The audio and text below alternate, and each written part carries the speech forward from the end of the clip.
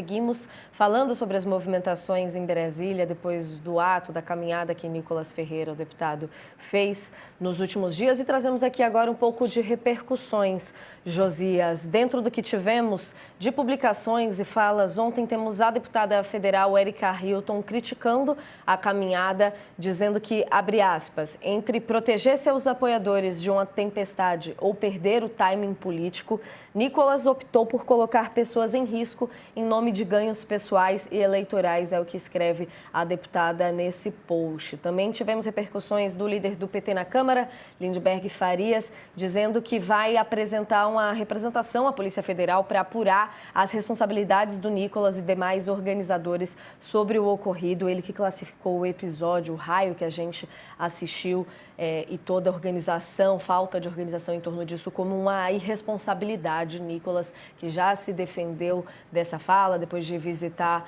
os enfermos no hospital, quem se machucou com esse incidente do raio no hospital, ele disse que não foi falta de organização e sim uma causa natural. O PL, o Partido Liberal, publicou uma nota sobre o caso, dizendo que o PL se solidariza com os patriotas e suas famílias atingidos pela descarga elétrica causada por um raio na tarde desse domingo, local de concentração final da caminhada em Brasília. Agradecemos a todos que estavam no local, participando de um ato pacífico em prol do Brasil, assim como os bombeiros, profissionais de saúde e equipes de emergência que agiram com rapidez, prestando socorro imediato. Nós temos também, é claro, repercussões do campo de apoio do ex-presidente Jair Bolsonaro. O governador de São Paulo, Tarcísio de Freitas, divulgou também, trazendo o lema do que era essa caminhada de Nicolas Ferreira, de o Brasil acordou, e dizendo que o Nicolas mostrou que o gigante precisa se levantar e que, nas palavras deles, com coragem e propósito, mostrou que podemos ser capazes de coisas incríveis e construir um futuro melhor. Tivemos também Michele Bolsonaro e Flávio Bolsonaro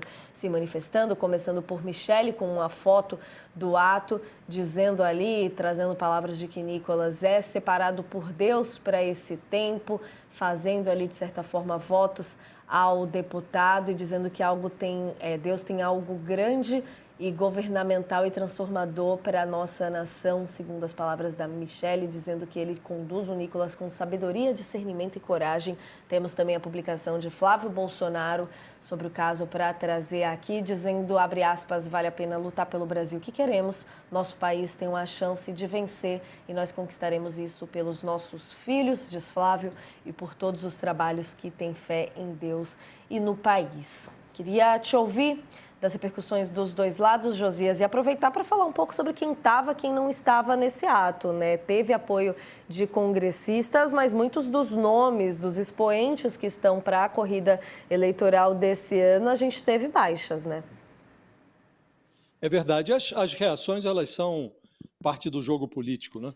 A oposição, o governo, no caso, os petistas, a Erika Hilton, do PSOL, tentando desmerecer o ato e associando, vinculando, grudando o Nicolas ao raio que caiu do céu, né, que fez 70 vítimas que foram atendidas no local, 30 que foram para o hospital. Então, isso é do jogo, e o PL se solidarizando aí com os patriotas, o próprio Nicolas construindo uma vacina, né, foi depois ao hospital e disse, olha, nós não temos controle sobre fenômenos naturais, né? O raio que vem das nuvens, não podemos controlar. Então, isso tudo é do jogo. Agora, o que é essencial é reter a simbologia dessa marcha que foi liderada pelo Nicolas Ferreira. E o que há de mais simbólico é que nela os figurões do conservadorismo estiveram à margem. Eles ficaram na rabeira de um deputado federal. Então, hoje, o candidato do Bolsonaro à presidência da República é o Flávio Bolsonaro. E ele tem uma votação de largada que está exposta nas pesquisas, não é uma força negligenciável, mas ele tem também, carrega consigo todo o peso da rejeição do pai. Então, ele tem uma força na largada, mas não são negligenciáveis e o Lula torce para que o Flávio, a candidatura dele se mantenha, porque fica menos complicado para o Lula, embora não seja um passeio no bosque, a disputa fica menos complicada para o Lula se o adversário tiver o sobrenome Bolsonaro.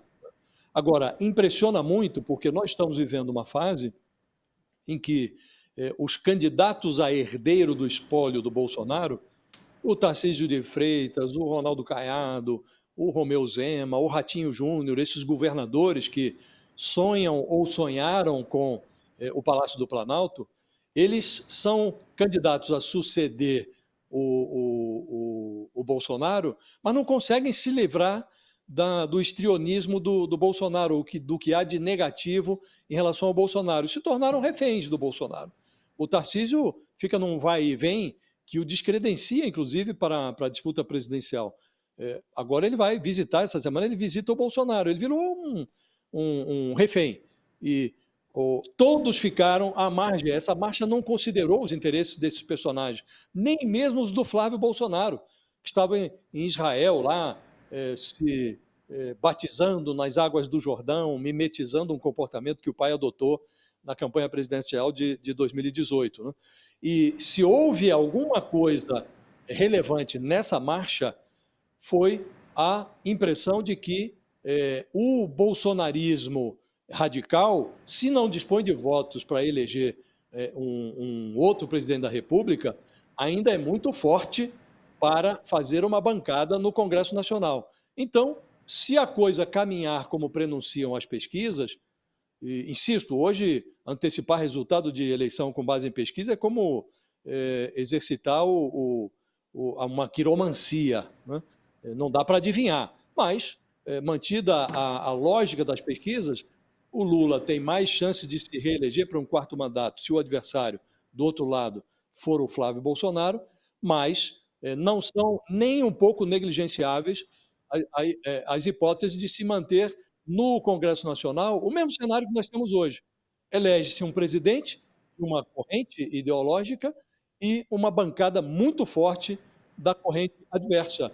Então, um presidente progressista com um Congresso absolutamente conservador. Então, essa marcha do Nicolas mostrou que o bolsonarismo radical ainda dispõe de força, pujança para fazer uma bancada muito forte no Congresso. E esse foi o objetivo do Nicolas Ferreira e dos parlamentares que o acompanharam.